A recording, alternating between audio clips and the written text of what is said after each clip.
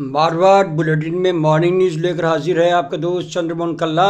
सभी समाचार देखने वालों को मेरा नमस्कार। राम राम खम्मा घणी ने जय जय मरु प्रदेश। आवा आपे सगड़ा मिलन करा भारत सरकार से मांग के मारी मायड़ भाषा ने दे दिरावो संविधान में मान्यता। आज के मुख्य समाचार। राजस्थान के राज्य कर्मचारियों का फूटा गुस्सा, सड़कों पर उतरने की तैयारी। जोधपुर का नया एयरपोर्ट बनकर तैयार, उद्घाटन की राह तक रहा। अब समाचार विस्तार से। आज सबसे पहले खबर जोधपुर की। राजस्थान के दूसरे बड़े शहर जोधपुर में एयरपोर्ट बनकर तैयार है। संभवतः प्रधानमंत्री नरेंद्र मोदी इसका उद्घाटन करेंगे। उनकी हरी झंडी का समय देने के इंतज़ार जोधपुर वासी कर रहे हैं। जोधपुर एयरपोर्ट 350 करोड़ से अपनी तस्वीर बदल चुका है। 6 एरो ब्रिज तैयार हुए हैं। अब टर्मिनल से सीधे विमान में एंट्री होगी।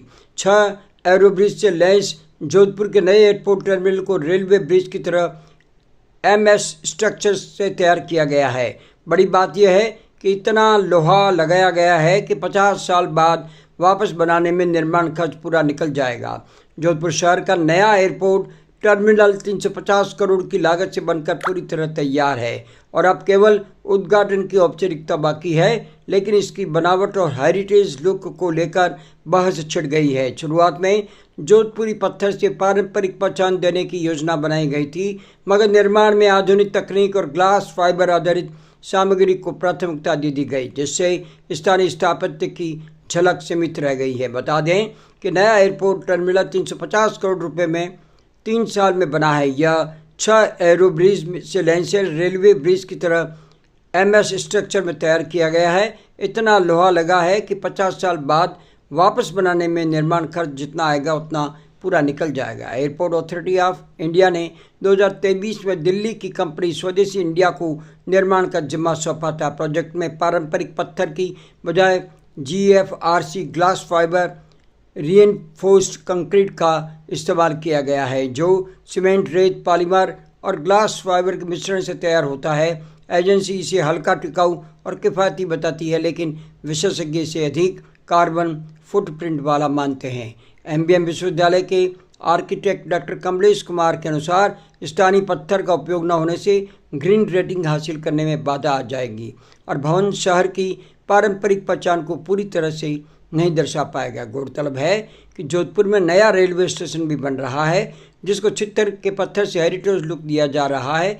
एम्स जोधपुर में भी पूरी तरह से छित्तर के पत्थर से तैयार हुआ था। स्टील स्ट्रक्चर पर खड़ा टर्मिनल, नया टर्मिनल पूरी तरह से MS माइल्ड स्टील आधारित मॉड्यूलर स्ट्रक्चर पर बनाया गया है। यही वजह है कि विशाल स्पेन के बावजूद लाउंज क्षेत्र में केवल 6 कॉलम ही लगाए गए हैं। ये तकनीक रेलवे ओवरब्रिज जैसे ढांचों में उपयोग होती है, जिससे निर्माण तेज और सुगम हुआ। करीब 240 गुना 110 मीटर क्षेत्र में फैला यह टर्मिनल पुराने भवन से लगभग 3 गुना बड़ा है। यहाँ 6 एरो ब्रिज लगाए गए हैं, जिससे यात्रियों को सीधे टर्मिनल से विमान में प्रवेश की सुविधा मिलेगी। आपको ये भी बता दें कि पुराने टर्मिनल में सुविधा नहीं थी। योजना के अनुसार वर्ष के अंत तक सभी उड़ानों का संचालन नए टर्मिनल से शुरू कर दिया जाएगा, जबकि पुराने भवन को एयरपोर्ट में बदला जा सकता है।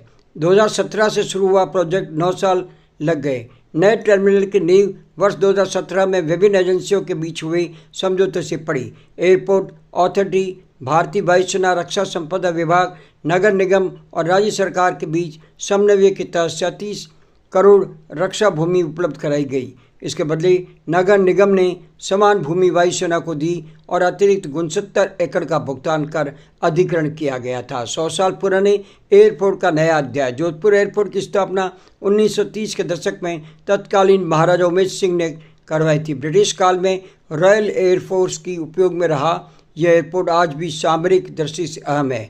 1950 के दशक में यहाँ से नागरिक उड़ानें शुरू हुई थी। इनका कहना है, एयरपोर्ट अथॉरिटी ऑफ इंडिया के अनुसार टर्मिनल पूरी तरह से तैयार है, उद्घाटन का इंतजार है। मनोज उनियाल, निदेशक, जोधपुर एयरपोर्ट। अब खबर सरकार से दो हाथ करने की तैयारी की। राजस्थान में कर्मचारी बगावत के मूड में हैं।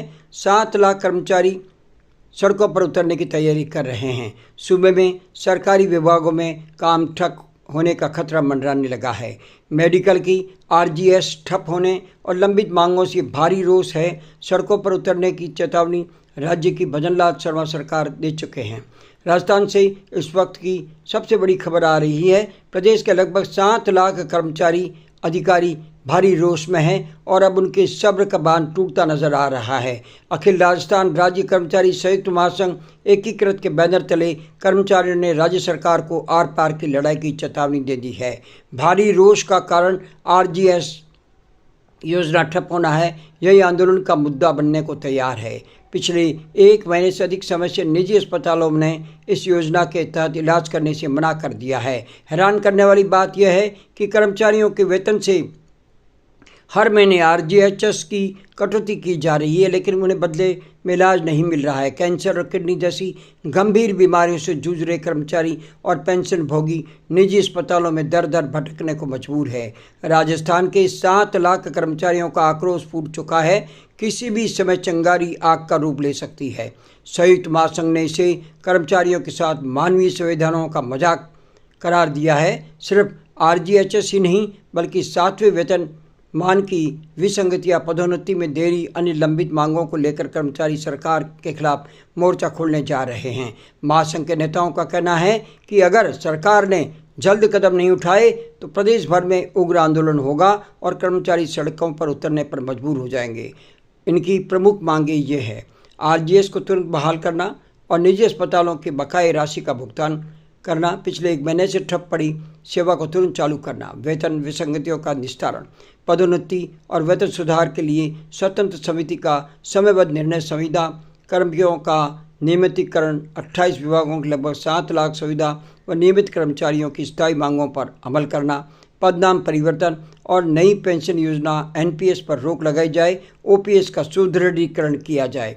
सरकार को दी चेतावनी। महासंघ के अध्यक्ष ने स्पष्ट किया है कि सरकार लगातार वादे तोड़ रही है।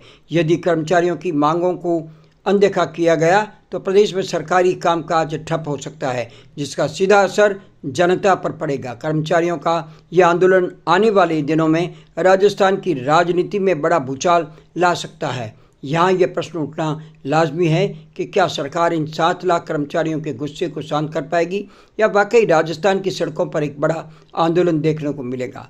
यह आने वाले समय में स्पष्ट होगा। क्या सरकार राज्य कर्मचारियों की सेहत पर ध्यान देगी? अगर नहीं देगी तो राजस्थान सरकार का पूरा सिस्टम बेकार हो जाएगा, क्योंकि सरकारें कर्मचारियों की मेहनत से चलती है, न कि नेताओं के भाषणों से। अब मॉर्निंग न्यूज़ समाप्त करने की चंद्रमोहन कल्ला को इजाज़त दीजिए। रात मारवाड़ बुलेटिन में खेल जगत कार्यक्रम लेकर फिर हाजिर होंगे। तब तक के लिए अनुमति दीजिए। नमस्कार। जय जवान, जय किसान, जय जय मरु प्रदेश, जय जय मारी प्यारी मैड़ भाषा, जय हिंद।